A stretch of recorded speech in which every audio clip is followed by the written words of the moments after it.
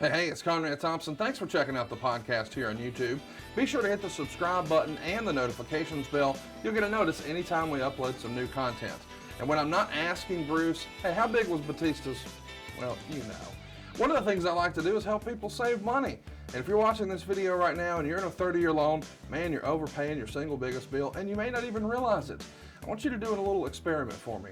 Take your calculator out, multiply your monthly house payment by 360 payments. That's how many payments there are on a 30-year loan. That big scary number, that's your total of payments. You're looking at that number? You know you can do better. Keep more of your own money right now and go to savewithconrad.com. Or maybe you've got credit card debt. Man, it's not a matter of if I can save you money with that.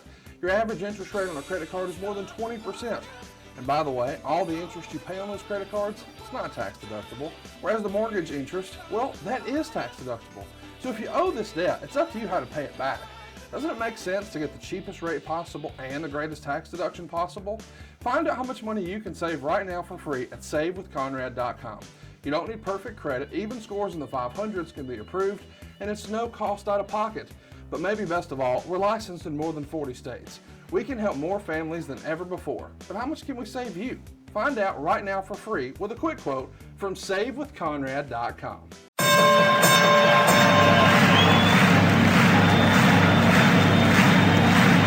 Ladies and gentlemen, welcome to the main event. Welcome to WHW Monday. Tony Schiavone and Conrad Thompson. Jim Crockett for Starrcade, 605 NWA. TV title, Cajun Omni, the Bunkhouse Stampede. Flair and Horseman, Garvin, Bogey, Magnum, Dusty, Express Tag Team. Turner, Barton, Mid-South Joint World Championship Wrestling. Talking about the great years of World Championship Wrestling, the NWA, and Jim Crockett Promotions. Tony and Friends North, they win. Look, Schiavone's back again. World title split off, center stage, Bischoff. Disney, Hogan, and Nitro. New World Order and the Crow. Thunder, Russo, Arquette Champ, Vinnie Mac, simulcast. Tony's back with Conrad, not your classy podcast. Watch along, try not to laugh. Lowest rules, cat back. This wasn't the initial plan. Thompson's a good-looking man. Klondike Bill, make a chant. Tommy, you come over here. What happened when? WHW Monday. And now, let's go to the ring. And here's your co-host. Hey, it's Conrad Thompson. Hey, it's Conrad Thompson, and you're listening to What Happened When? With the voice of your childhood, Tony Schiavone. Tony, what's going on, man? How are you? Well, how are you, Conrad, as we head towards the holidays? And, hey, 1986 has been great, hasn't it, for us?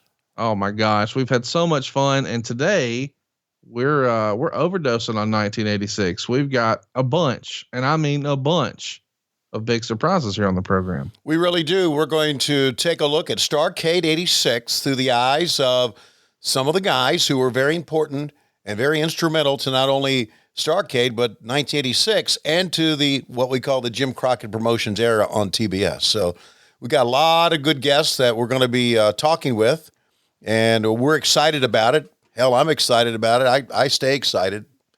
I can't believe that we had so many guests that were free to talk to us today. Let's go ahead and spill the beans. You probably know from the graphic, but we've got proud to be an American, the NWA World Heavyweight Champion, Ron Garvin, showing up.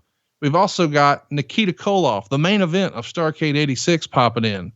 Who could forget one of the original horsemen, Tully Blanchard? That's right. Tully freaking Blanchard's going to be here.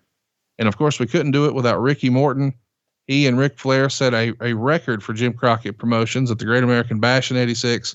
And really, you can't tell the story of Jim Crockett in 1986 and not brag about the Rock and Roll Express. And I think we may be saving the best for last. The World Heavyweight Champion, the greatest of all time. The Nature Boy will be joining us. I bet he's in a rare mood, if I had to guess. Well, I would think every time, it's funny, of all the years I was in wrestling, and still am, obviously, some of my fondest memories are Ric Flair and that smile that he had. I mean, he always had the big smile on his face afterwards. He always was the life of the party. And I know there's been a lot of talk about him, but, and I know you're part of his family, but he was a great person, Conrad. I mean, he really, really was, and he still is. I have so much. I have so many great thoughts about him. That maybe all those great thoughts will be thrown out the window after we talk to him later on this podcast. I don't know, but I really look forward to that. I really look forward to connecting with him again. So you know what, Tony? Without further ado, I say we welcome in our very first guest. What do you say? Let's do it. Is this the great Ron Garvin? Yeah, Tully Blanchard, my favorite announcer. You were first, Morton, Tully was second. Oh, wow. Uh-huh. How about that, Ron? Yeah. Man, that means a lot, buddy. Thank you very much. Well, I mean, that, you were very professional. Well, thank you. You know, I may be the only announcer that rode with you in your single-engine plane from Atlanta to Charlotte. Uh-huh. So there. Oh, really? Yeah. Oh, I didn't scare you too bad? No, you scared the shit out of me. So what's going on? Hey, we're talking about Starrcade 86. We're talking about the year of 1986. Say hello to Conrad Thompson. Hey, how's it going, sir? How are you? All right. How you doing, Conrad? Man, better than we deserve. So delighted that you've got a few minutes for us today. We've just had a blast going week by week through 1986. And boy, you started the year off with a bang. We had a lot of fun watching your matches and your old promos. And our audience wants to know, where did the whole "proud to be an American" slogan come from? Say that again. Being an American? Yeah, you were doing promos and you would just casually slip it in with Tony Schiavone and Tony, I'm proud to be an American, but it became like a little catchphrase for 1986 for you. Oh, yeah. I remember that. I am proud. So, you know, probably the best country on the whole entire planet. Ain't no doubt about it, really. Hey, Ron, we were talking, we've been talking to a lot of wrestlers, and everybody we talk to, especially, and we got Tully Blanchard here on with us, talk about that. You know, Ronnie was a great worker, but that right hand of his, especially during a tape fist match, sometimes wasn't a working punch. Yeah, a few tooth got knocked out. I think Tully lost one time. Every time I run into him, he reminds me. He gives me that look, you know, and he points to his mouth. I think it was an accident. I like Tully. I always liked it. Yeah, but you know, Ronnie, we and Conrad, you can back me up on this. We've been watching the old studio shows, 1986. And it just seemed it seemed like that you really enjoyed stretching some of those kids. You know, I mean, I don't know. You were just, it kind of looked like it really hurt sometimes. Well, you know, I enjoyed it because I went through the same thing when I broke into business. They did that to me. You know, back in '62, and I was up in Boston with Bull Montana, Bull Curry, and when I went south, they were old timers. They were all 40 years old. They were old to me because I was 19. You know, and yeah, I went through all that. That's what they did with you. They whacked you on the sides. They pinched your skin. They didn't break any bones or anything like that. But they blow you up. You're out of breath. You want to throw up. You know, that was a good way to break in somebody. I want to talk a little bit about 1986, specifically with the knockout punch. I mean, you had a pretty awesome segment with the Horsemen, specifically Flair, where, you know, you knocked him out on TV, and of course they denied it. And it really looked like you guys were building towards something. We know ultimately you get to main event Starrcade 87 and you get to become the world champion in 87. But do you remember it ever being discussed that you might have been in the main event of 86? Because it did feel like you and Flair had a bit of momentum, and then it just went another direction. Well, I think it was a lot of politics. Personally, I think it was a lot of politics. You know, I think the booker has a lot to do with it. something I encountered a lot of places, and I just didn't give a damn. I went about my business, and it's like the Rock and Roll Express. They were over like rock stars, and there was a few people who were jealous. I mean, I know it for a fact. But, that's the way the world of wrestling was. Yeah, you always seemed like you were pretty unfazed about the politics of wrestling, Ronnie. By the way, we're talking to Ron Garvin, who ended up having a street fight against Big Bubba in 1986 at Starrcade. And you was the first man to their feet would win. You got up. Cornette hit you in the back of the head with a racket. Big Bubba gets up and wins the match. And you were wrestling Big Bubba, who basically, Ron, if you'll recall, was pretty green at that time. He had a lot of exposure as Jim Cornette's bodyguard, but Ray Traylor was very inexperienced and very green. Do you remember much about that match or anything about working with Ray? Oh, yeah. Yeah, that was a good match, I thought. I got a tape of it. Still do. Yeah, he was a big boy, I tell you. But, I made him work. I think he earned his living that evening. Yeah, anybody that worked with you earned their living, I can tell you that. I saw a lot of those matches. Jesus. Well, there was no room there to be lazy. You got in the ring and people paid us hard-earned money to see something. You got to give them something. You can't just go out there and nonchalantly just lock up. You're dancing or something, or you're talking all the time. No action. I think that was a big part of some of the wrestling that a lot of people didn't like. I think they're still doing that today. A lot of talking, no action. A lot of action anytime you were in the ring. Of course, at Starrcade 86, you took on Big Bubba. We actually saw Big Bubba early in 1986 on Jim Crockett TV as an enhancement talent.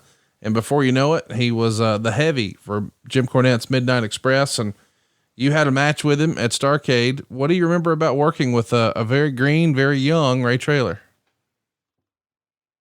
Oh, he was good. He was good for being that green, And I ran into him about a year before he died. And bless his soul, man. He's first thing he brought up. That match him and I had. And too bad he didn't live very long, to be very old, but he did good when he went to WWF. So he was a talented guy, and he had the size. It's impressive. Yeah, and for a big guy, he could bump. Okay, so Ron, now we're talking about 1986, but we do need to obviously touch on 87 because it was in Detroit, and I was there where you became the NWA World Champion, which not many wrestlers have ever claimed they could be, and that was a big moment. I don't know if you remember, but you and I and Ricky Morton went out to dinner in Greektown after that, and the guy with the violin came by and he played My Way for you. And we got an airplane, and this is before the internet. We flew to Norfolk, Virginia. When I got off the plane, the girls there already knew you were the world champion, and I'm thinking, how did the girls in Norfolk know that Ron Garvin was the world champion in Detroit? Now, there's not even an internet, but that's another story. But I was just 1987, Ron. That was your year, buddy. That was your crowning achievement, right? Oh yeah, that was the best year I ever had. I really enjoyed it, but again, the politics came and interfered, in the end, and that's when I left the promotion. But I had a great time, and I go way back with Mr. Crockett Sr., and he really liked me. He used to call me in his office and said, "Come by more often, I'm gonna talk to you." And I was pretty green the first time I went there. I was early 20s and kind of intimidated a little bit. But he called me in the office and, "You happy here?" "Yes, sir." "Anything you want me to do different?" He was a very nice guy and very honest. Because he had told me he was going to take care of me. And after he died, everything changed, so I left.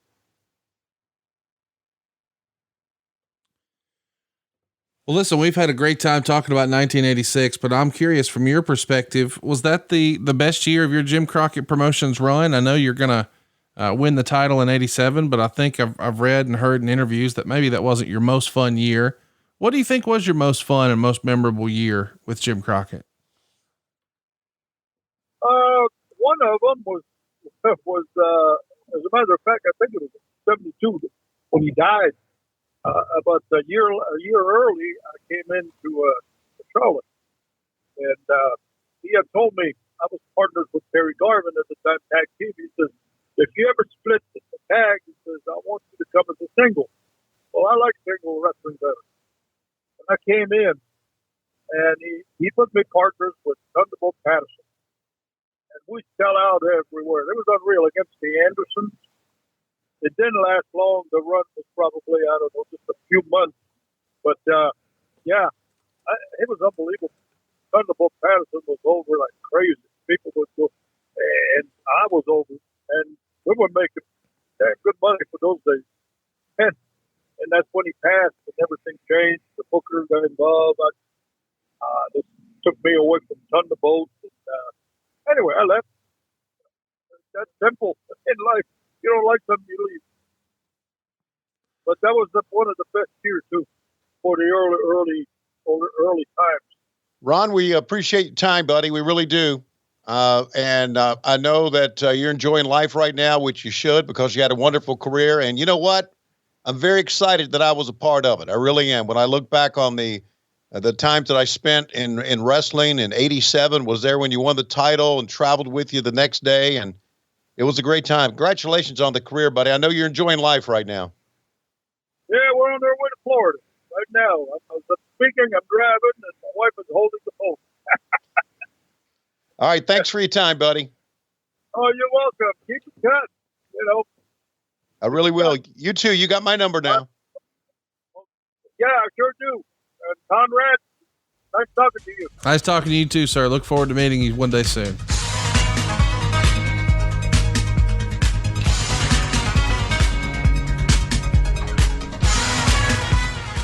I get it. It's a wrestling podcast, but he's saving us money on our mortgage. Do you really trust this process? The reviews don't lie. 5-star review after 5-star review. We make it fast, we make it easy, and it's no cost or obligation. Give us a shot to earn your business. I'm telling you, you'll be glad you did, especially if you like keeping more of your own money. You don't need perfect credit or money out of your pocket, so what are you waiting for? Hurry to savewithconrad.com. Tully. Hey, Tony Schiavone. Say hello to the great Conrad Thompson. Oh, my gosh. How's it going, Mr. Blanchard? How are you, sir? Oh, Conrad, I'm Tully, please. Sorry. Force of habit. I'm Alabama raised, sir. Can't help it. I understand. But we've met on how many years now? 10? A while. Yes, sir. Yes, sir. 15? Something like that. 20? I sound like an auctioneer. Oh, my. All right, let's get started. Conrad, you want to start or you want me to? Ladies and gentlemen, welcome to the show. A real treat. One of the original Four Horsemen himself, the Hall of Famer, Mr. Tully Blanchard. Tully, how are you, man? Doing great, Conrad. Good to hear your voice this morning. Man, we are so excited to have you on here. We're sort of celebrating all things 1986 on the podcast here with Tony, and we're marching towards Starrcade 86. And when we look back at 1986, we've decided it might be our favorite year in wrestling. Do you feel the same way? Well, 1986 was a very big year for the Horsemen. It was memorable. The crowds were amazing. I don't think I can't remember a Coliseum that wasn't sold out whenever we were there. And when business is going good like that, and our TV shows were doing great because you had the great voice of Tony Schiavone and Gordon Soley on there. And, man, I'd say, I don't think it could get any better than that. Tully, we obviously had a lot going on that year. The Great American Bash and the stadiums that we went to, and obviously going to TBS mostly on Saturday mornings to record and then having to go somewhere else that night? That was so much fun at 10 o'clock in the morning. You guys always seem like you enjoyed being there at that time in the morning. Oh, but really, oh boy, really the Horsemen actually began in 85, but 86 was really the year of the Horsemen. That's where you guys made your mark in pro wrestling, right? I think that's when it started,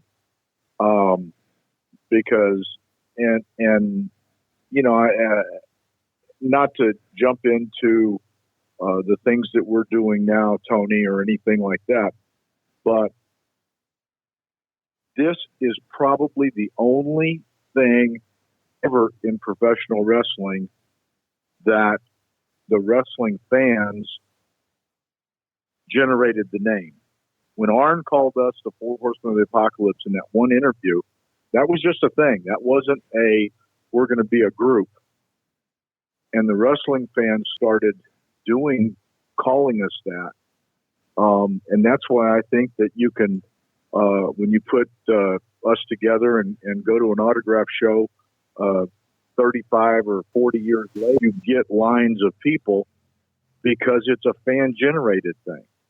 And you can't duplicate it. Everybody's tried to duplicate it. And you just can't sit in a creative room and go, oh, I'm going to do this, and we're going to call them this, and it'll be great. They've tried and tried and tried, but it never worked. And I think that it was great when it was Ole and Arn and me and Rick. I think it was so when Luger was just starting in the business. It was, his performance was not where it would have been if he was another 5 or 6 years in the business, but he was there.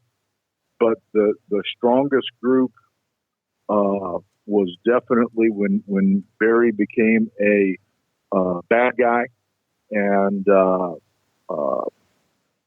Arn and I became the tag team, and Flair and Barry were the singles. You had 4 of the top performers in all time, and it didn't get better than that. We're talking a lot about Starrcade 86, and ultimately you're going to wind up in a first blood match with Dusty Rhodes, and you actually defeat the television champion Dusty Rhodes here with a handful of quarters, I believe. But what do you remember about that match? It's in Greensboro, the spiritual home of Starrcade. The quarters were somewhere else. I think that maybe we had on film where I actually bled first, and JJ came to the ring very prepared and put Vaseline upon my cut so it didn't look like I had bled. And then we used the shoe to hit Dusty, and he was bleeding.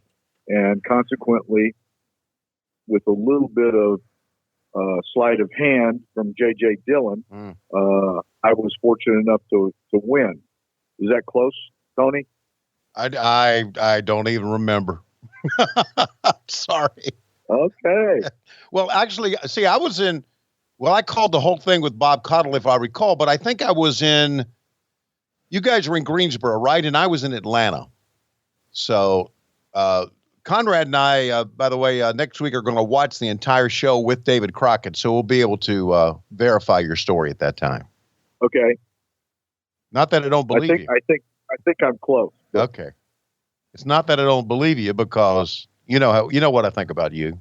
Honorable guy, always good man. Well, I wouldn't fib about it, but at 68, 67 years old, 2 months away from being 68, things can get just a little bit foggy from 86. I know where you're coming from there, buddy. We're talking with Tully Blanchard about 1986. You and Magnum had a tremendous run the first blood match is still what people talk about. They talk about a lot about your career, but that first blood match in 1986, Terry goes down with that wreck, and that really was a tough time for the entire promotion and for all of us that worked in the promotion.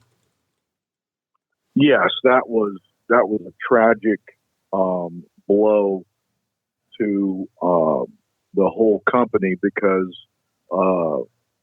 Terry's talent, and I think that, you know, in 1985 at Starrcade, when we had the I Quit match, was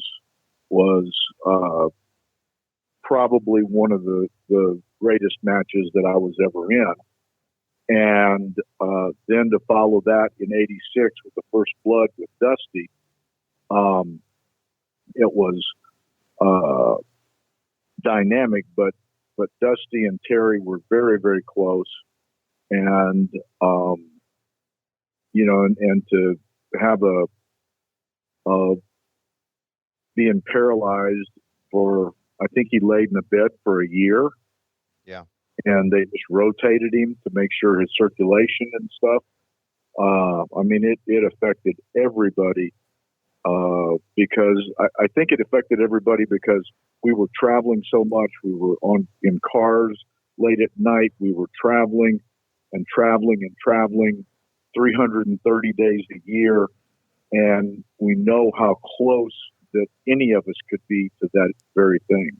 Right. And I think it hit everybody in a very tender spot in their hearts.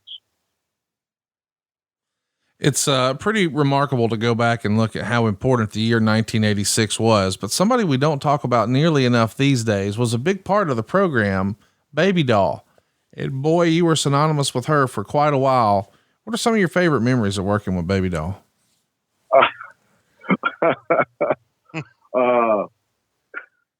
I think that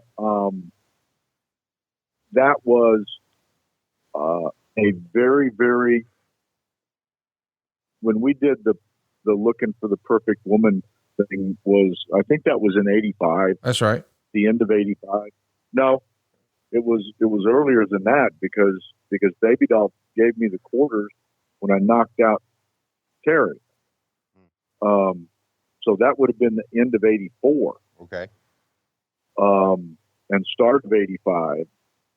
And then most of that, but you know, when we did the I think it was the money match, and then Dusty got Baby Doll for 30 days and all of those things, those were exciting things. Probably the biggest memory was when she dressed up like a police officer and brought me the quarters to use on Terry Allen there in Charlotte. That would have to roll down. And, you know, I think that that she is going to be at WrestleCade this Thanksgiving in a couple of weeks. I know I'm going to be there with Arn and FTR. But I think Baby Doll is going to be there and JJ is going to be there. So we've got almost the whole group from 86 to be there for wrestling fans to get pictures and autographs. Forgive me for the commercial, but you know, the thing I was telling somebody this last week in Minneapolis right before the pay-per-view up there. I said the thing that was when we met Nicola, she was wrestling and touring as Nicola the Lady Giant. And Dusty and I were wrestling in Miami. It was Christmas week, 1984. And we had the Perfect 10 contest. And Tony, I think you saw a lot of those pictures. They were, different than there were some 10s, there were some 0s, there were some in betweens. Just like life. Yep. Exactly. Right. But when we were looking for and couldn't find Sunshine, who had been working for World Class Wrestling and that. And when we got to Miami, and Nicola, whose mom and dad were promoted Lubbock, Texas, for the Funks, she was a very beautiful young lady, and but she was 6'1", and she was the Lady Giant. Right. And I saw her, and I ran into Dusty's dressing room, and I said, "Dream," I said, "she's got to be Baby Doll." And he looked at that, and he looked at her, and finally agreed with me. And so the rest is history. Wow.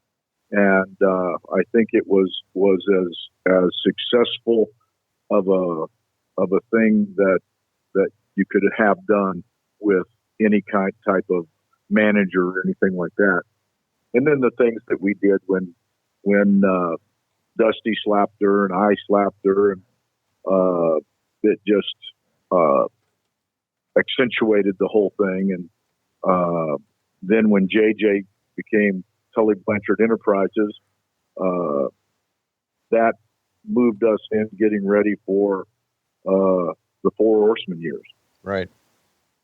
And of course, Starrcade was a big part of it. You and Dusty had a great run.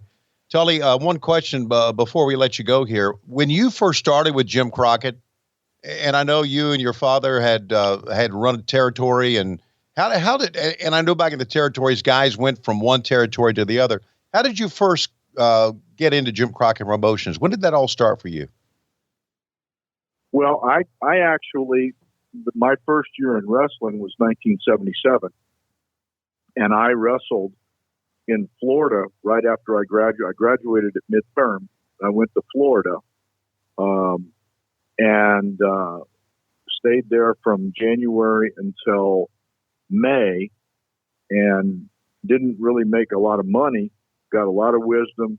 Eddie Graham liked me and worked out with me 3 or 4 days a week. Probably accelerated my career by 3 or 4, 5, 10 years. The knowledge and ring psychology that he poured into me. And I had the opportunity to call Wahoo, and he was up in North Carolina. And I said, can I come up there and work? I said, I'm starving in Florida. And he got me booked up there in May. And so I wrestled the rest of that year in North Carolina.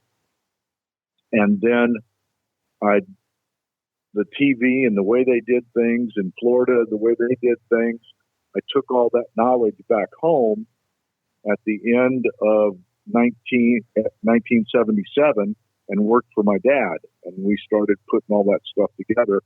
And I wrestled there for the next 6 years. And things started happening that my brother was killed in 1978. That destroyed my family and my parents and things, and you have to keep pressing on. Right. And then I was my life was falling apart, and the company was falling apart, and things were falling apart. And I said, how can what do I got to do? I got to make money. I got to pay bills. I got to do this stuff. And I said, the wrestling business is the best way to do this. And so I got booked in Kansas City, working for them. Christmas Day of 1983, I started there. And I was booked in St. Louis the end of the month, end of January. And Dory Funk Jr. was the booker for Crockett at that time, and Jim Crockett was there. And the only time I ever really pushed myself, I told Jimmy, we were out at the Marriott at the bar afterwards, after the matches, and I'd had a good match with Buzz Tyler. And I said, Jimmy, if you hire me, I can make you a lot of money. And he said, well, we're drinking and blah, blah, blah, blah. And then Monday he called me and hired me. I gave my notice in Kansas City, and I started February of '84. Wow. And there you go. Do you remember that you and I did a Worldwide Wrestling telecast together? It was. I think so. Yeah, it was very early in '84. I think it was my first time of doing play-by-play ever. You and I worked together, and I think it was Shelby, North Carolina. I can't remember. You know how things go, but for some reason that just. Well, it was your first doing play-by-play and my first doing play-by-play. Yeah, and guess what? It's 2021, and we're still getting booked today. How about that? Well, your voice is a lot better than my body. Well, we really appreciate the time today. We can see you almost every week now on AEW. Of course, we hope everybody's still tuning in on Wednesdays and Fridays to keep up with not just you, but Tony Schiavone. But man, we've had a great time talking about 1986. And of course, we're about to be watching Starrcade with Mr. Crockett. But before I let you go, I want to get your take on the Great American Bash Tour. 1986 was a 13-city tour, had a lot of musical acts, had a lot of stadium shows. I think the show in Charlotte is still the largest crowd in Jim Crockett history, over 23,000 fans there. And on that show, you had a match with Ron Garvin, who's proud to be an American, the tape fist match. What do you remember about that Great American Bash Tour? And I mean, it feels like a little bit of a rock star lifestyle 35 years ago. Yeah. I know that Ronnie beat the crud out of me. He there's only so many times you can get punched in the head with a taped fist and without it hurting your neck or something. I know he punched me one time and I chipped my teeth. Oh, and so I was glad when all those matches got over with, but it was, yeah, that was the Great American Bash on tour was something phenomenal. And we did great crowds in a lot of the stadiums. It just didn't look like it, but Charlotte was definitely the largest. Thanks, Tully. Always good talking to you. We appreciate your time, buddy. Bless you guys. My pleasure.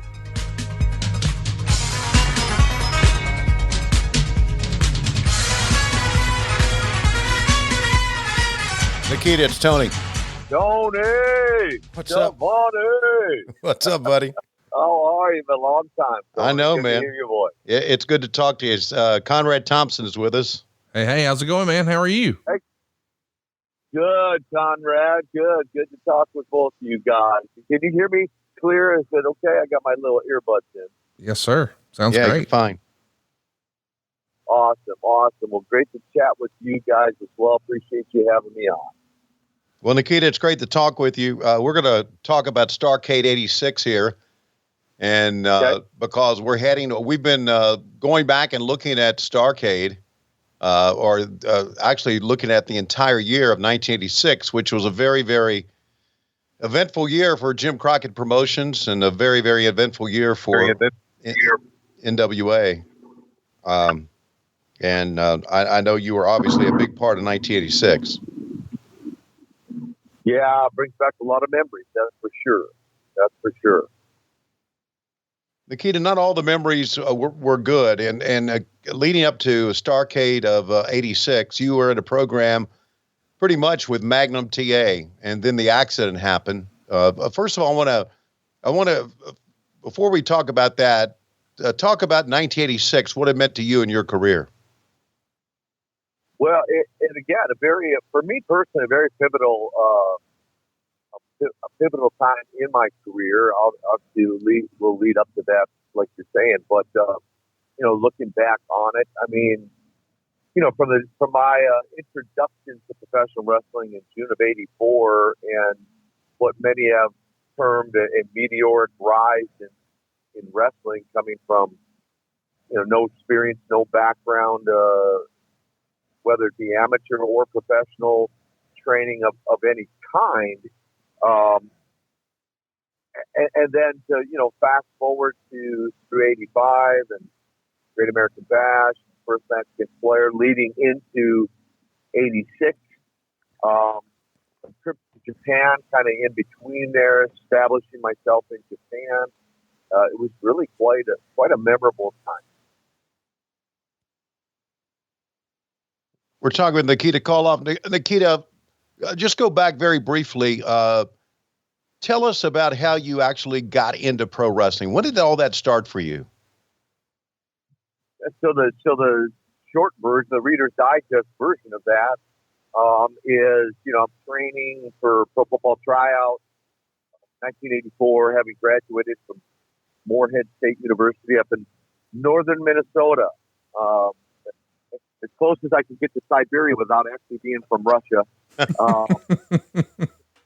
For real. Like I just recently, I was able to watch the last game of the season, and they had 6 or 7 inches on the snow. It was kind of blizzard conditions at the kickoff, and it just brought back so many memories.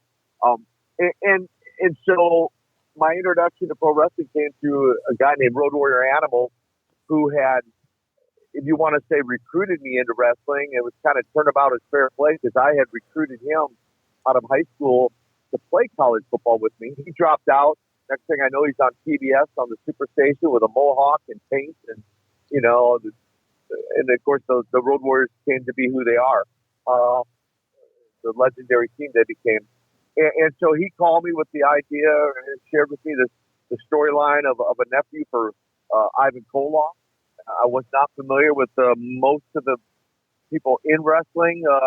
The most familiar was Jesse the Body Ventura, because I actually trained at his gym during my college days. So I got to know him and became familiar with professional wrestling, Vern Gagne, the AWA.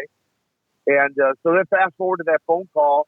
I had a 5-minute phone call with Jim Crockett Jr., sight unseen, no cell phones in those days, no selfies, no pictures, just a conversation to be in his office on a certain day, making sure he understood I had no background or training.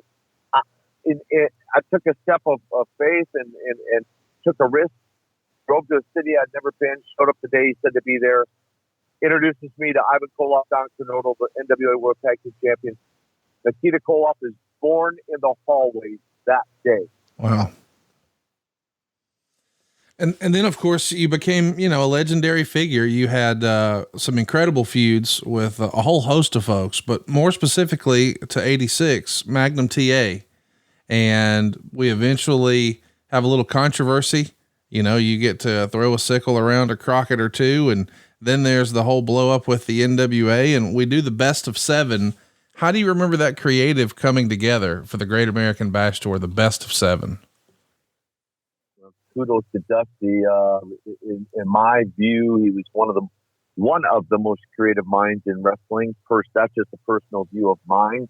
And fortunate to have the opportunity to work both against him and then ultimately with him as the superpowers. And looking back, again, just a short remembrance of the early days of my career. For your audience to understand, breaking it the way I did, I had what you might call on-the-job training, and Ivan and Don and I would get to town a couple 3 hours early for a couple 3 months, and they'd bump us up all over the ring, teach me the mechanics, and we talked about the psychology every night on the drive home, old school psychology. And then I was fortunate to be in the ring with guys like Dory Funk Jr., Blackjack Mulligan, of course, Dusty, Ricky the Dragon Steamboat, and Rufus R. Freight Train Jones. Many legendary guys in the Mid-Atlantic that helped catapult my career. And then, fast forward to Magnum TA coming into the territory, and Dusty's creative genius of coming up with the idea of the Best of 7 series, which is the most talked about part of my career with the fans typically. So that's what they really remember the most, the intensity of those matches. And I thought our styles matched up really, really well as far as, some call it working stiff.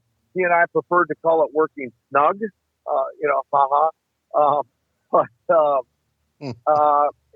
and many, many fans have said, like, for real, like, I'm out doing these, legend signings, Comic-Cons, etc. And they're like, they would say, man, we walked out of that night and go, I don't know about any of those other matches, but that match against Magnum was real, and The other memory that comes to mind, guys, is the fans are like, and to this day I hear it, man, you scared the bejeebies out of me as a kid, man. You were so intimidating. You know, so I hear that a lot as well.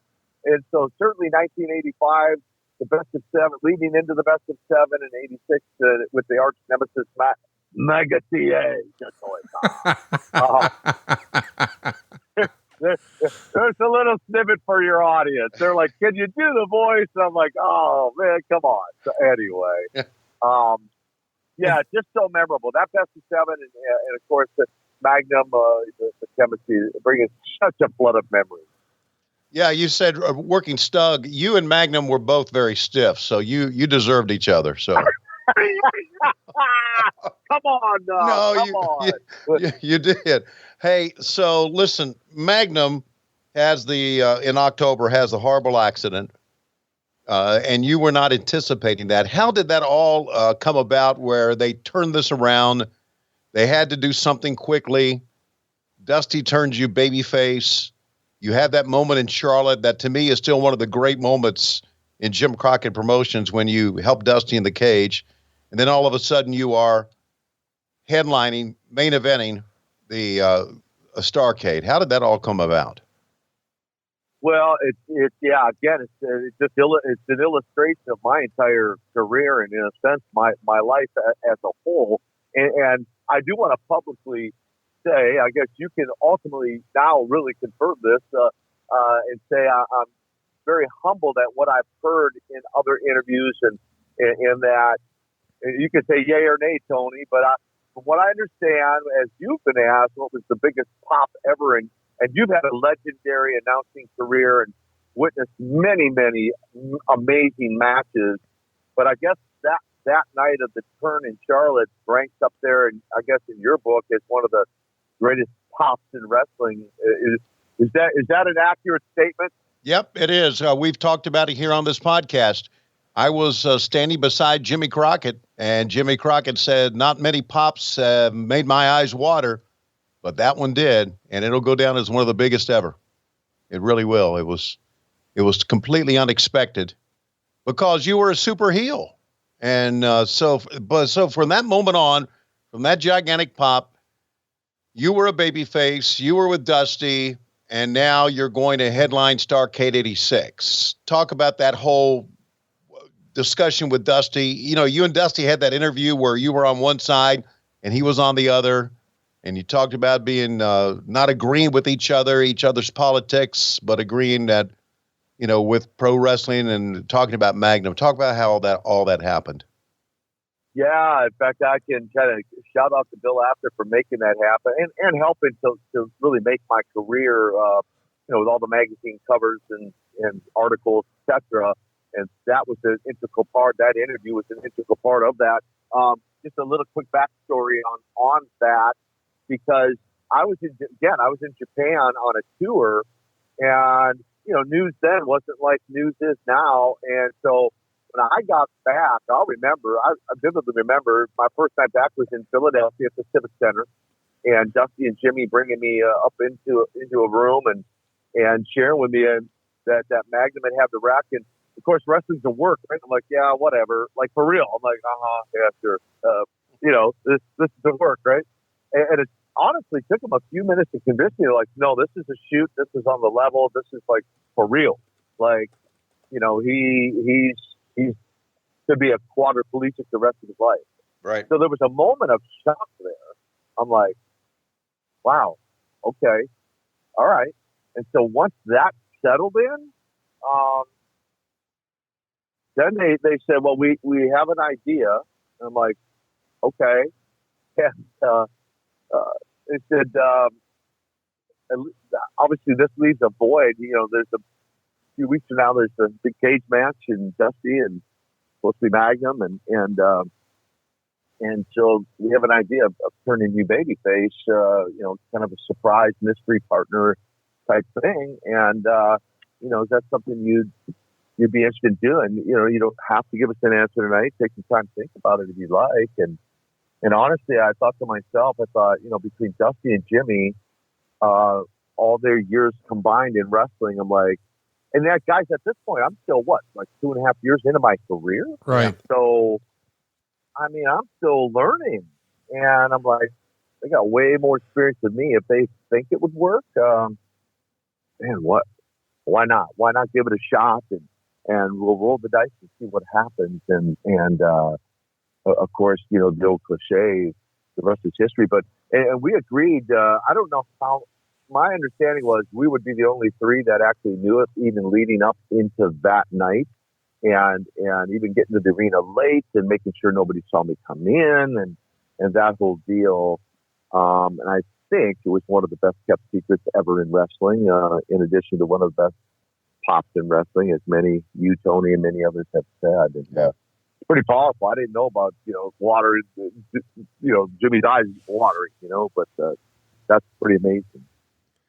It was the biggest story in Jim Crockett Promotions, of course, when Magnum went down. And then when you sort of step in his place and you're going to be taking on the Nature Boy for the world title, that's got to be almost like a pinch me moment, right? The Starrcade show is the granddaddy of them all. And as you said, you're relatively new in your wrestling career, and now you're in the main event for the world title against Ric Flair. Were you nervous, anxious, excited, all that? None of that? All the above. I mean, and just a quick backstory too from it, because if you go back to 1985 as a heel, stepping into the ring for the very first time ever against the Nature Boy. There's several defining moments of my career, I believe, and or pinnacle moments. Certainly 1985, the best, because I was only, again, at that point, now I'm only 13 months into the business. Now, you know, fast forward to Starrcade 86. Now the tables have turned, and now I'm the good guy. He's the bad guy, so to speak. And it is the granddaddy of it all. You know, the Starrcade. So what a position to be in. What an incredibly humbling opportunity. And it's just all the above. Yeah, nervous, excited. Atlanta was always a great place, a great venue. The Omni in Atlanta was legendary at the time, right? So I can remember, I don't tell this story often, but I can remember in early 1984, I lived with a Road Warrior Animal, Jake St. Roberts, while I was training for a pro football tryout. And I remember sitting in the VIP section of the Omni watching those guys wrestle. Early January 1984. And now fast forward, about 2.5, almost 3 years later, now I'm not sitting in the VIP section. I'm in the ring, in the main event. And never in a million years might I have entertained the idea of sitting in that VIP section that I actually be in that ring as a main event, wrestling one of the greatest of all time, the Nature Boy Ric Flair. Yeah, that is a pinch me moment. That's a great way to put it. Yes, sir. We're talking with Nikita Koloff here on What Happened When as we go back and look at Starrcade 86. So it's you and Flair. What do you actually remember about that match? Now, when people ask me, do you remember actual matches?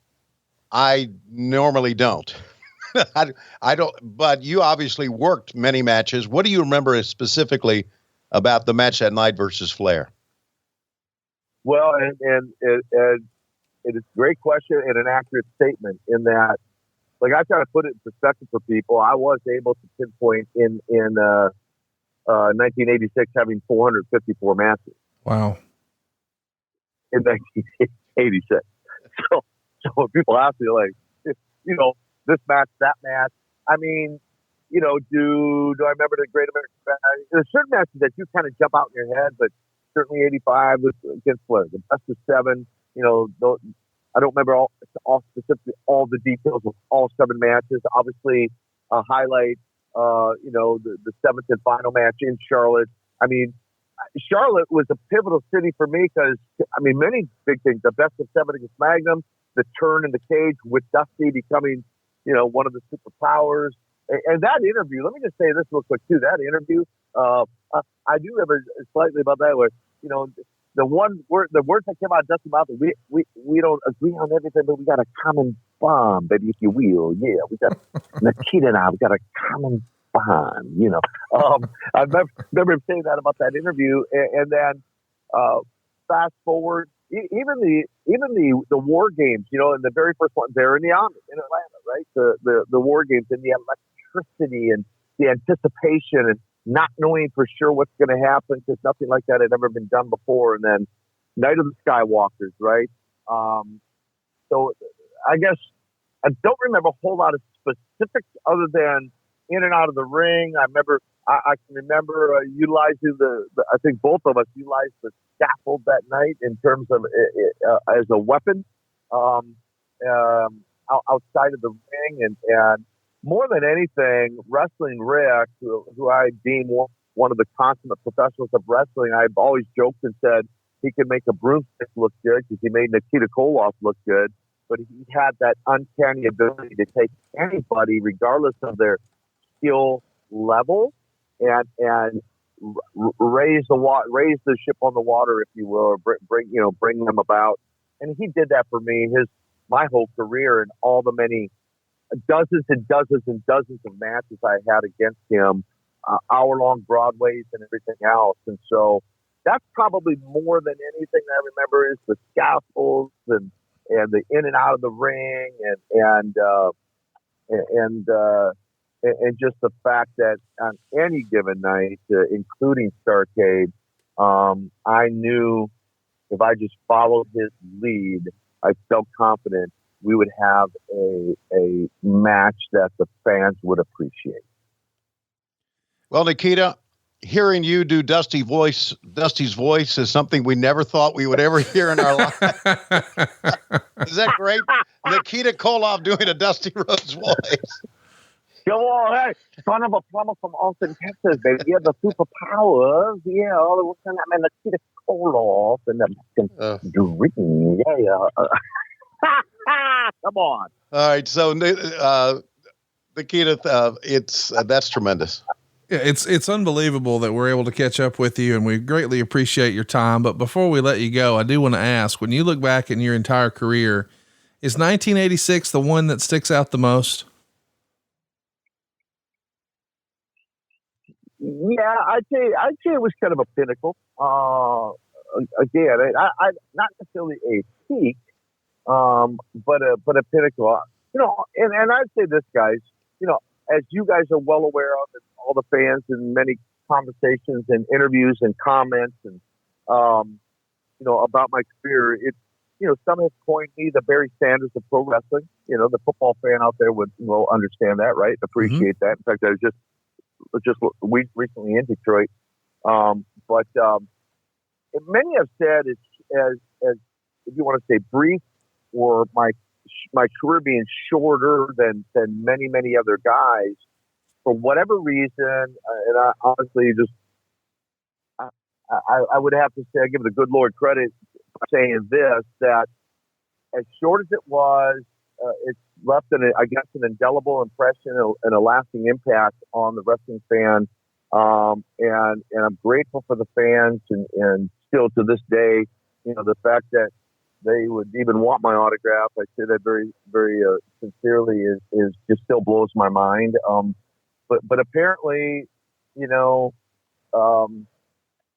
character that I portrayed, the name, I can't tell you how many people have said, I don't know anything about wrestling, didn't follow it, but I've heard that name before. So, even choosing that name, which Jimmy gave me that option, and to this day, I don't remember he gave me two options, Nikita Koloff, and some other name. And I just, in my mind, I thought, Nikita. And I remember from my history days, Nikita Khrushchev, and I thought, yeah, it's got a ring to it. And so I feel very fortunate, grateful I was able to have the career and no regrets walking away from it when I did, not knowing what the future was going to hold for me, but certainly grateful for even the last 28 years traveling now to 30 different countries and all 50 states and ministering in 1,200 plus churches. And so I'm just saying, be able to take a wrestling platform in many cases and draw a crowd and be able to share some of my story outside the ring and just thankful to be really with you guys today and be able to share a little bit of my story with you guys today. I just have nothing but great memories with you. Conrad, I don't know that we've actually met together yet face to face, but we will one day. Yes, sir. And just grateful, guys. Well, Nikita, we're grateful for you, buddy. As always, you left quite a mark on pro wrestling, one that can never be erased. Give us a Shatoata before you leave, please. Yeah. My comrade, Tully Koloff, you one of the best of the best of the best when it comes to announcing pro wrestling. I'm grateful and thankful to have the opportunity to know you, Shatoata. Well, Tony, we can't let him go without asking. Nikita, we've been trying to figure it out all year. What the heck does Shatoata mean? I get asked that all the time. And my response to that is, it shall remain a mystery. Because then they'll keep asking me, what does that mean? And hey, it's funny to watch people like try to spell it out. Like they follow me on social media, and I say if people do want to follow me, if you don't mind, just pull-up.net. One stop. Pull-up.net. I just pulled in the parking lot to do film, record some shows for my own podcast, but pull-up.net. I'll send you guys the show notes. If you put it in the show notes, that'd be awesome. So. Thank you for all the time, man. We greatly appreciate the opportunity to catch up with you. Catch Nikita at Koloff.net, and we'll be sure to tag all of his social media for you as well. But man, it's been so great reliving 1986, and we can't thank you enough for all the memories and your time today. Thank you, guys, and keep up the great work yourselves. And Tony, you're amazing. Thank you. Thanks, buddy.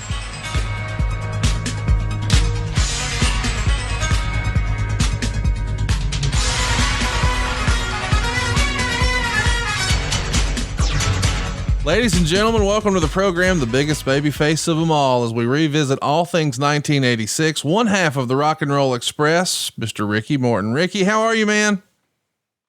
Oh, Conrad, I'm always doing good. Just a pleasure to be on you and Tony's show today. Well, boy, we are excited to have you. We have been revisiting 1986 week by week, and I don't think anyone can argue. You guys were the hottest tag team in the world, not just in Jim Crockett Promotions. And what a year you had. We're about to watch Starrcade together next week, 1986, but what a special year 1986 was to you. How would you even describe that year in your career?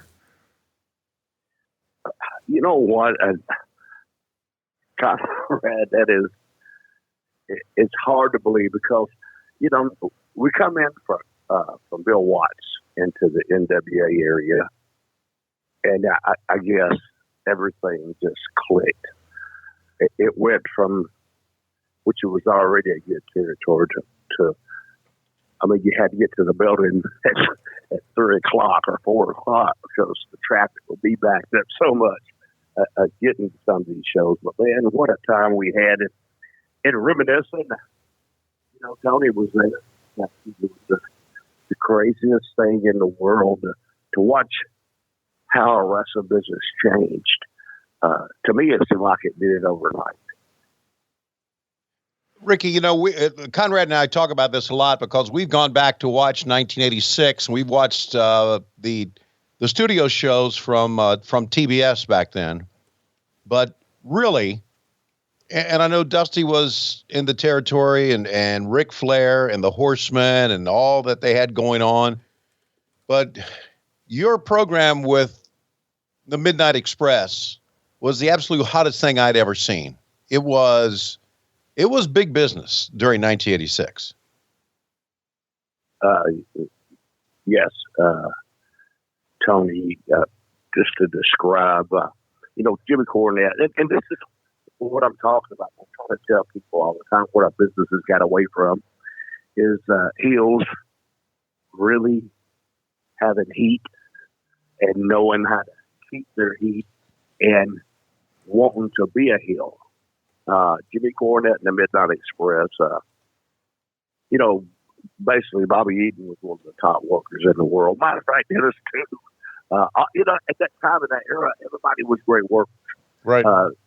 You know, Dusty had one of the best crews that I think that at that time that you could ever put together in the business, and everything equaled up. Now you talked about, you know, Ric Flair, Dusty Rhodes, and that. But when we did our TV, and I my hats off to Dusty, buddy, and I'm really telling you, because he was the greatest booker, and that's what we called them them days, bookers, not an agent. And as to putting the finishes together. Now, that's just a big thing I want to speak on right now. I know you're talking about with Robert and I with Ole and Arn, Starrcade, right? 86. Understand this. We're not in the back going over our match. Right. Forever. All this magic occurred in the ring. All we got was the finish. And 9 out of 10 times, so you know how kayfabe was, Toby. Mm-hmm. You got your finish, 2 minutes before you went to the ring. And that was the reason, because that was right when Dave Meltzer started coming out and all this other stuff. And our business was so sacred, so kayfabe. And that's a part of our business that you guys, to me, your pins like your ass. Everybody's got one. It's like me. Nowadays, and I know you're in the back of the guys that going over their matches. Other night, I had to go use the bathroom. I had to duck 3 clotheslines, reverse 4 hip tosses to get to the damn bathroom. But it was it's just a different era. Yeah, you guys really created back then. You really did. You just and that's the magic of what wrestling was back then. You guys just creating in the ring. You knew what your finish was, and then you had to get there. Yeah. Right? And you just had to get there, and you had to work your creativity. It was you had to get there, but you had such great workers. Yeah. One thing that I strided myself on was selling. Yeah, and watch the match, and you guys are watching. Everything that Ole and Arn did to me, I sold it like it really happened. And that's what I sat down and I watched, and before I come to NWA, because I knew selling was. And anybody out there, any of your baby faces out there today, if you would learn how to sell, but sell the right way, it gives the people to say. I was the kind of guy I never liked to win a match. And the reason I never liked to win a match is because the people pay to see me beat you, but the heel keeps running me. And so that's what you got to come back with next week. And that's what showed it up. And Ole and Arn, and I got to say, you know how Ole was. How Ole didn't even like us. And he's just that guy but I earned Ole's respect in these matches because he never knew small guys. And this is the era now, 1985, and they started changing our business. But it was like the hair bands. Here, Robert and I come in, these all-American guys, and right when we come in, too, this is another thing that Dusty was. We just having the conflict in our media with Russia. And you're seeing here Robert and I come in and do an angle of these big rushes to get us over for the Midnight Express, and then the Midnight Express get us over for the 4 horse. But that match, I think that was a match in Greensboro, wasn't it? And then they had another one in Atlanta that night. Same time. That's right. The biggest show in all of 1986 though wasn't actually Starrcade. It was the Great American Bash in the stadium in Charlotte, and it was something different for you. It wasn't the Rock and Roll Express. It was you in the main event against the Nature Boy. He arrived by helicopter. It's still something people are talking about to this day. And I think over 23,000 fans makes it the largest Jim Crockett Promotions crowd ever. What was that like to be in a main event, but as a singles for the world title?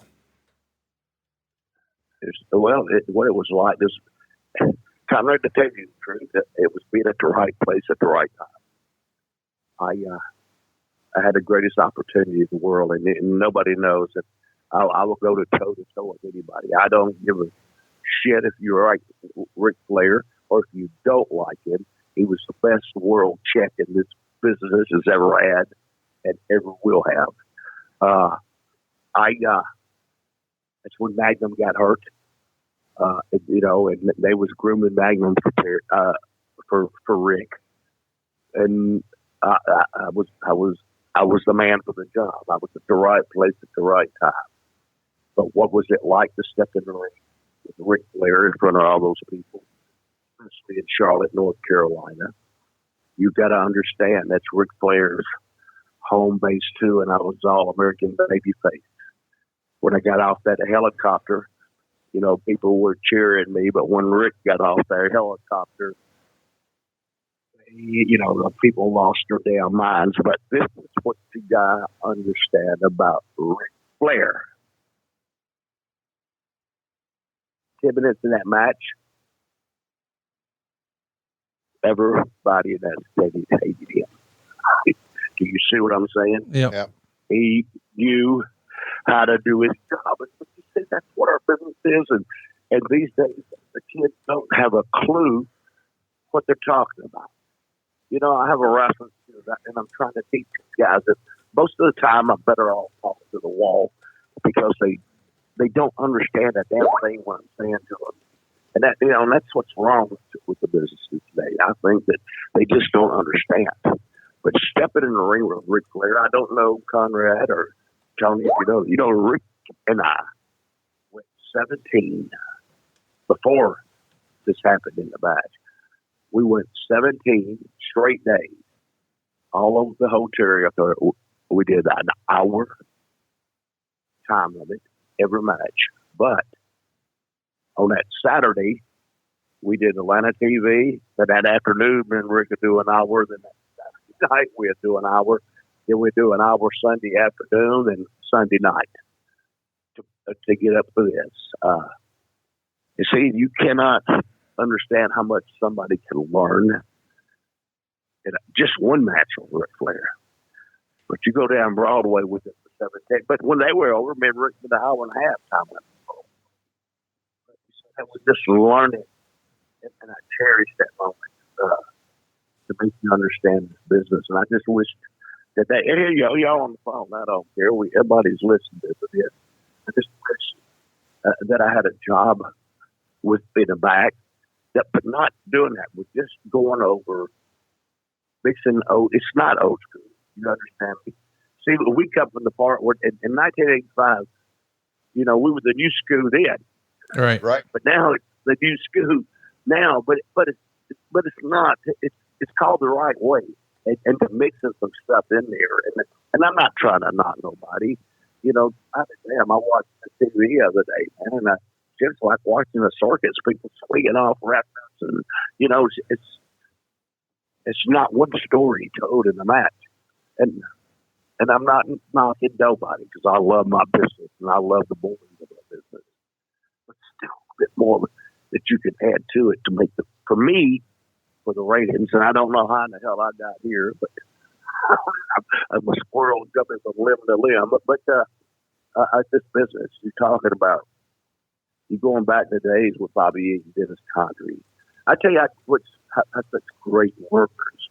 If you guys might remember, people are, you know, Dennis Condrey, he was part of the Midnight Express, and then this one day he pulled a Houdini.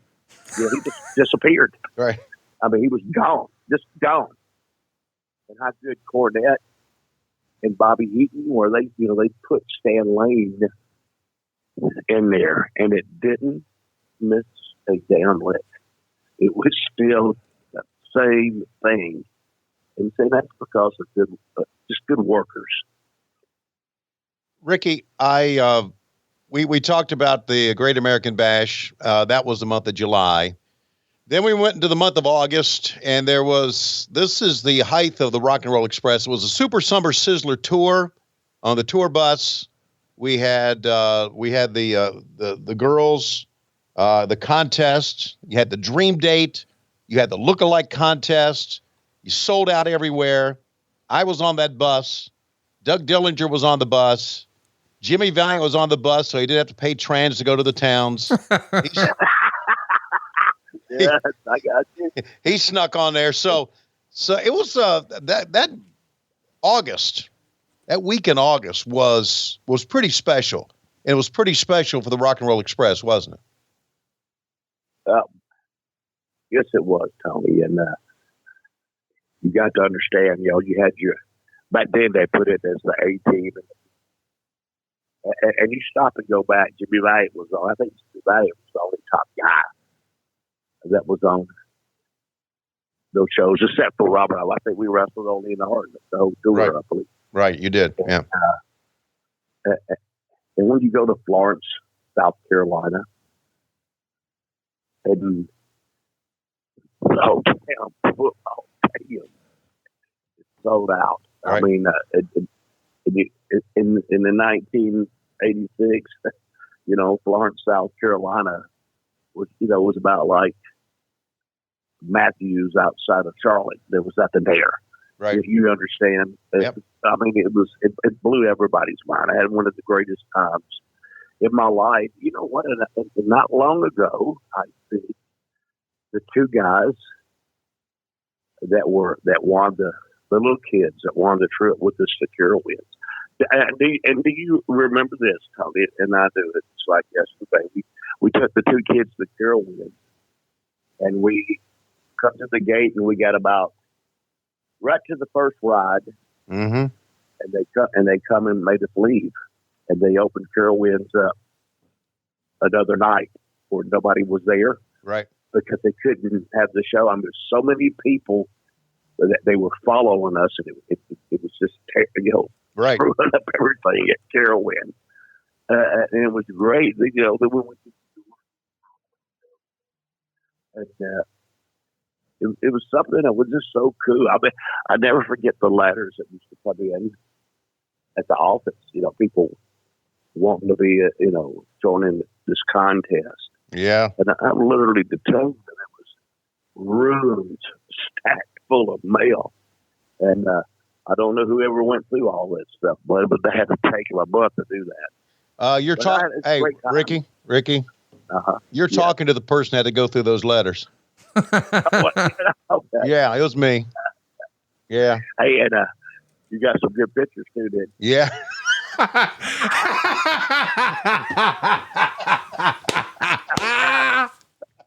I sure did. You damn right. Yeah. Because,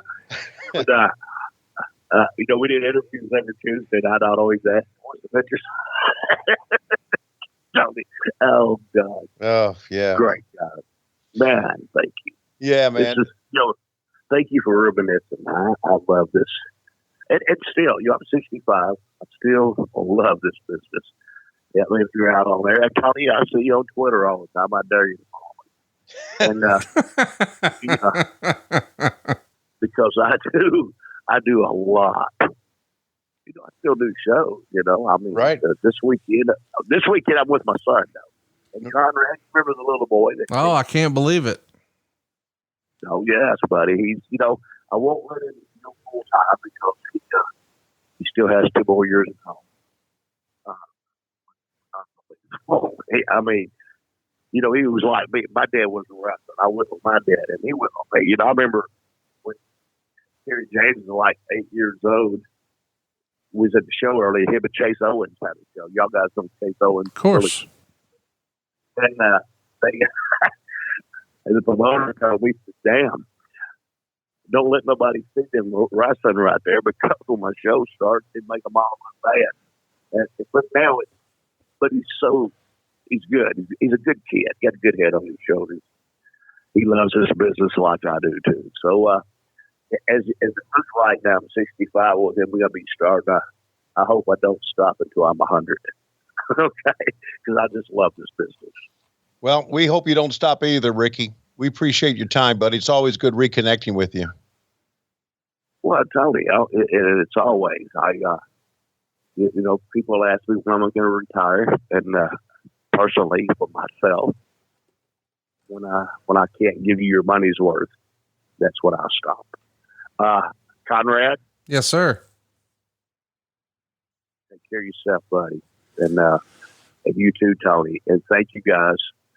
And I dare you to follow me on Twitter. I dare you to. I dare everybody listening to follow him. It's at Real Ricky Morton. I follow Ricky, so you should too. It's at Real Ricky Morton. What's the deal, Tony? You got heat with Ricky? No, I don't have heat. Oh, yeah, you got heat with. No, I don't. No, I love Ricky Morton. Man, I was on the I was on the Super Summer Sizzler tour. I got to love him even more. So yeah. So, Oh yes, hey, kayfabe, Tony. all right,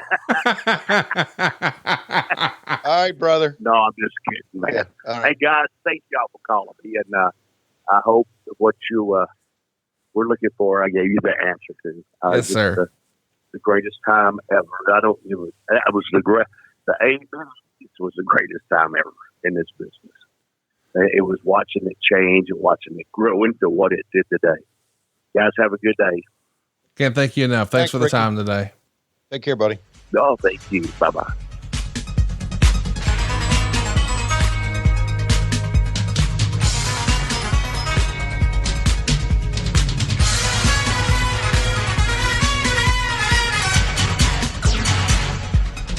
Ready? Here we go. You gotta get excited. I've been saving people all those dollars. They can limousine ride and jet fly now with that extra cash. And they can style and profile with a quick 10-minute phone call right now to 425-0105. That's 425-0105. Woo! SaveWithConrad.com. Buckle up, motherfucker. Wow, man. What do you want?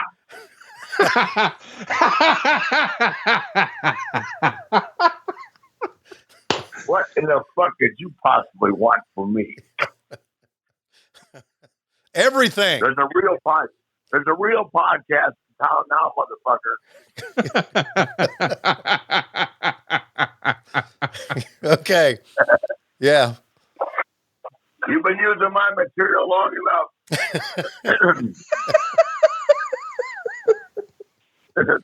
What? Well, welcome to the show, wanna ladies talk and about- gentlemen. The greatest of all time. You want to the talk? You want to Nature talk Boy Six. about me? You and me and Cue Ball.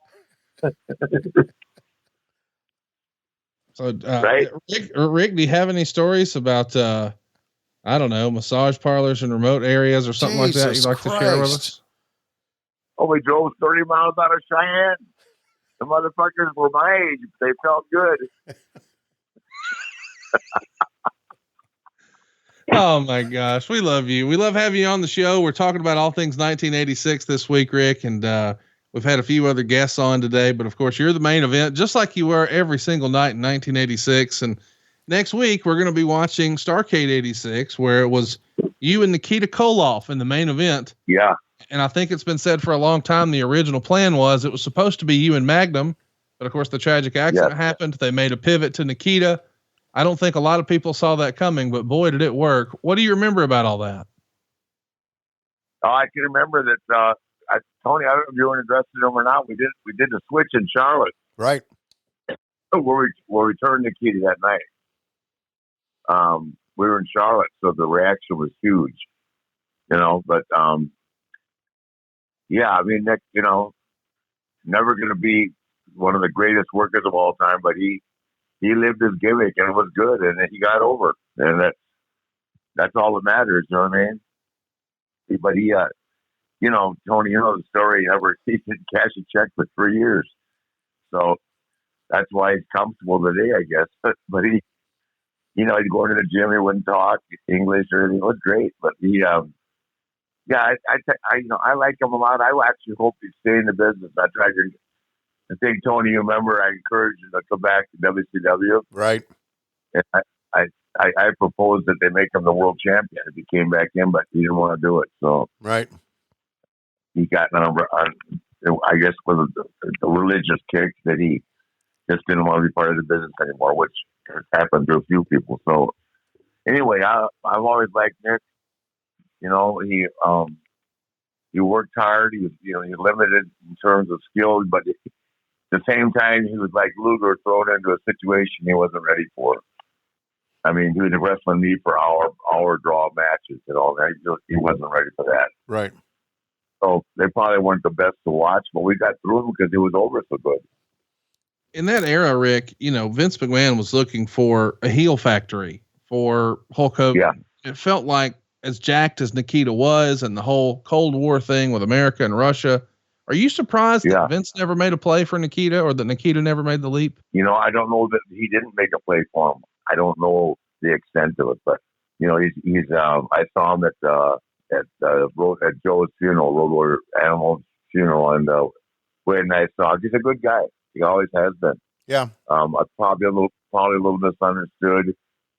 But some of the greatest times we ever had were him and an Iron Jousting with Luger and that on the airplane ride. Yeah. Iron called him the cue ball.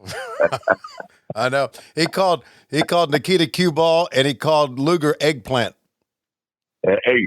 Eggplant. Yep. That's how to go, Luger. If he had his chompers, he could make 2 pearl handle revolvers bigger than Patton's. Hey, Rick, one thing you could say about Nikita, though, back during that era, he really lived the gimmick, didn't he? I mean, he was. Oh God, I'm telling you, you had to be there. You walk around the gym and talk to anybody. Yeah. No, it was great. He lived his gimmick, and inside he was a real conservative guy. He never, I already had words with him one time because he was kind of bullying Cornette one time. I just said, hey, come on, what the fuck? Because Jim can make everybody mad at one time or another. But no, I never thought. I thought he was great and fun to work with, and God only knows when he was with the Road Warriors or with Sting, we had those war games. I mean, like it was stuff you'll never see the likes of again in the business. It was that good. The chemistry was that good. Everybody worked that hard, and it was a lot of fun. You know what I mean? So, yeah, I'll always speak very highly of him. Let's talk a little bit about 1986. That's the year where the Great American Bash Tour really leveled up. It was a 13-city tour. You had a bunch of musical acts. You had a bunch of stadium shows. But there were no shows bigger in the history of Jim Crockett Promotions that I can see than that special night in the stadium where you took on Ricky Morton in a cage in the main event. You arrived by helicopter. There's 23,000 fans there, and you're wrestling a tag guy. I mean, that says a lot about where the Rock and Roll Express were with the fans. But what do you remember about that night in particular? Oh, it's great. Ricky Morton is never going to get the credit he deserves. Ricky was the Shawn Michaels of the Rockers. Robert was a good performer. Ricky was great. Big difference between good and great. And I loved working with him. We wrestled 1 week, and Tony knows this. I wrestled him an hour on Monday, an hour Tuesday, an hour after TV. I wrestled him an hour up in Wilson, the ballpark. I wrestled him Thursday for an hour, Friday for an hour, Saturday 2 hours, and Sunday 2 hours. All right. In double shots. That's a lot of time in the ring together. That was just 1 week. So, but he had no problem, man. He could smoke, drink all night long, and he could get in the ring and go. And what a great guy. I mean, I have so much respect for him. 1986 was also the year of Baby Doll. It felt like you guys had a lot of fun with some of those silly promos where you got to go over the top. How fun was it to have Baby Doll in the middle of you and Dusty and the Horsemen? You guys created magic there in 1986. Yeah, it was great. Yeah, she fit right in. I had met her in Dallas. They called her Nicole or something like that. She was managing, I think, Chris Adams out in Dallas, in that territory. And I just called Jimmy and I said, this chick would be great. And, that's how it connected. That's kind of what I did. As I traveled to the other territories, I recruited for Crockett Promotions. Just like tonight, I went down to the fucking baseball park and said, listen, Jimmy, this Fred Miller needs to go. There's a kid down here calling balls and strikes and needs to be fucking running a TV show for you. and here we are today, right? Yeah, true story. Yeah, I know. Boy, that Tom Miller was mad as fuck. I said, you got to get rid of these old motherfuckers and get this handsome dude down here. And then from there on, I can remember one time Tony and I were sitting there. They were fucking arguing about everything. And I said, Tony, let's just run up the highway. We went up 85 about a half a mile and got a fucking hand job at a joint right there on 85. But going back to center stage and did business. Oh my gosh. Promise me you'll leave that in. Absolutely, we will. You are so full of shit. You are. Oh, yeah, I'm full of shit. Okay. All right. Okay. Nobody. Hey, how about the night in St. Louis when you caught me when I gigged myself with that chick pussy?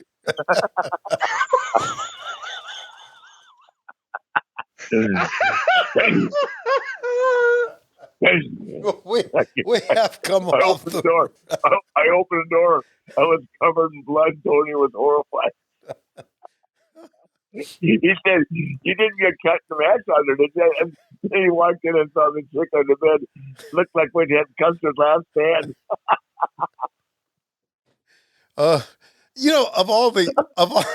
Jesus, listen, of all the stuff that you did on TV, all the great matches you had, and I was a part of all that stuff as not only TV announcer, did a lot of ring announcing, as you know. To me, what I remember better and more than anything else is you and Precious and making out with the mannequin and getting knocked out by Ronnie Garvin dressed as a girl. Yeah. That had to be a lot of fun. That whole thing. It was. I mean, and that was the genius of Dusty. The mannequin was my idea, and when Barnett said, "Oh my God, we're going to lose TV." He's making out with a mannequin. But oh God, I had a great time with Jimmy and Patty, and then of course the stuff with Ronnie. I really liked working with Ronnie Garvin. The problem is he was a Southern guy and didn't work. Detroit and Chicago didn't buy him, and that's right. Those are the things that hold you up in the long run. But in the South, we had a hell of a run, Ronnie. I did, man. We beat them. I mean, anybody that saw one of those matches, for it all, man, it was brutal. Well, yeah. I just lathered my chest with fucking Neosporin for fucking 6 months. Yeah, that's all I could do. Right. You know what I mean? Oh. But he didn't mind me hitting him either, so it was good. So once again, not a classic match, but Ronnie was tagged with Dusty. Ron a card that was surrounded with a lot of the guys, which we were so talent deep. It's insane. We had so much talent. Ronnie got over and they bought him as being tough. I thought he was great. We're talking about 86, and this is the first year that we see Starrcade sort of split. Previously 83, 84, 85, it was all about Greensboro. But now in 86, we're going to try two towns. Half the show is in Greensboro. The other half is in Atlanta. You're going on last for the world title, and you're in the Omni. Let me go on record and say that's the worst thing they ever did, because Greensboro never forgave Crockett for doing that. Would you agree, Tony? Oh, yeah. It was great. Starrcade was Greensboro's. That they owned that, and the fans felt that. It never should have left. Yeah. It never came back. It's just like when they beat us, the NWO beat us at the War Games in Winston-Salem, we never drew a dime again. Right. Yep. I mean, there's some things in tradition you're not going to, the Cubs aren't going to move out of Wrigley Stadium. You know what I mean? Yep. And that's just one of the things. But that's what Dusty again. I'll give Dusty credit for a lot of things, but he always wanted to try and do something bigger than what got us to the dance. And so it's only like you were there with me and Harley when Harley was in a snowstorm, and all of us didn't get there, and then we find out that he's been in New York with Vince. Right. Yeah, Greensboro was the place, Rick. Listen, I go back to Greensboro, my fandom. I go back to you and Blackjack Mulligan in Greensboro. I go back to you and Wahoo McDaniel in Greensboro. You and Greg Valentine as World Tag Team Champions in Greensboro. I remember all that as a fan. So this was really the Mecca. I mean, I know they. No, I heard. I said, did you hear what I said about Harley Race? Yeah, I did. Right. Yeah. I mean, that was a big deal, man. We the first time they'd gone, what do you call it? When you put in all those different talents, we had a damn snowstorm in the South. was brutal. Right. So, it just was a great time of life. But it's easy to look back and say, but man, if they had just stayed east of the Mississippi, just please, you know what I mean? Because we were rocking and rolling. But that California, we hit it big the first time out, but it got smaller and smaller every time. So then Dave Johnson had a nervous breakdown, and I had to.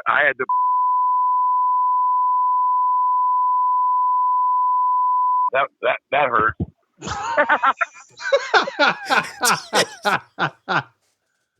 Boy, I don't know what I expected today, but I'm looking forward to more of it. The rumor and innuendo is, Rick, you've got a new podcast with Mark Madden. It drops today as everyone is hearing What Happened When on Wednesday. I think it's called Ric Flair's Woo Nation Uncensored. What should people expect with a new Ric Flair podcast? I'm not tied to anybody. Really not there to hurt anybody's feelings, but the first time that Conrad and I went around with this, I just wasn't comfortable. It's like I remember as vividly as me. I said Finn Balor is great, but he'll never main event WrestleMania. And here we are 10 years later. He hasn't been. I mean, people don't want to hear the truth. This time they're going to hear the truth. Well, this is just a sample of what you're going to get on the Woo Nation Uncensored. Oh, yeah. Rick, we talked about me and Piper at the whorehouse in San Domingo, thinking we were never going to live again. Okay. Tell you what we'll do. We'll save that story for your podcast, yes, okay? It's Ric Flair. Can you open the gate, please? Yes, in 1902, Ric Flair. FAMOUS.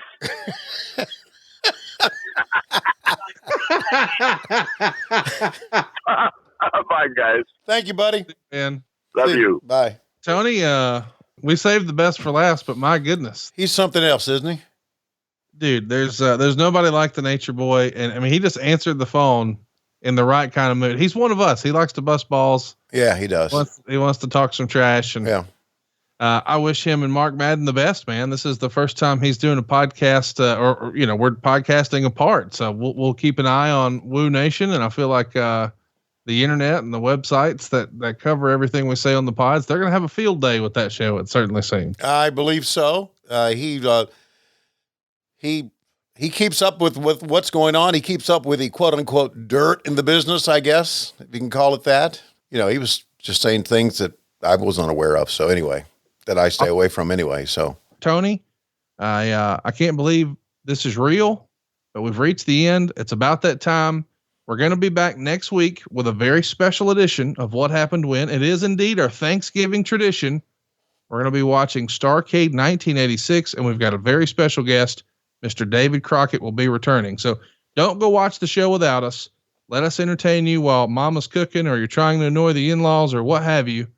Turn down that volume, crank up that network, and listen to David Crockett and Tony Schiavone do their thing as only they can next week. This is going to be great, Tony. It's been great. 86 has been wonderful to be able to follow.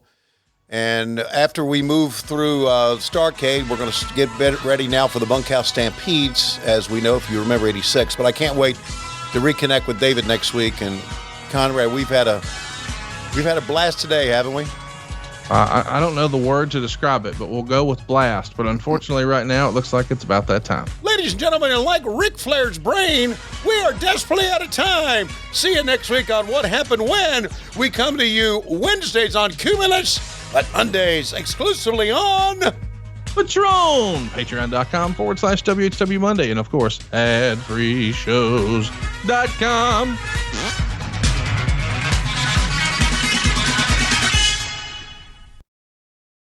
Hey, it's Conrad Thompson. Thanks for checking out the podcast here on YouTube. Be sure to hit the subscribe button and the notifications bell so you get a notice anytime we upload some new content. And go save yourself some money right now. If you're in a 30-year loan or you have credit card debt, it's not a matter of if I can save you money. It's a matter of how much. Find out right now for free at SaveWithConrad.com.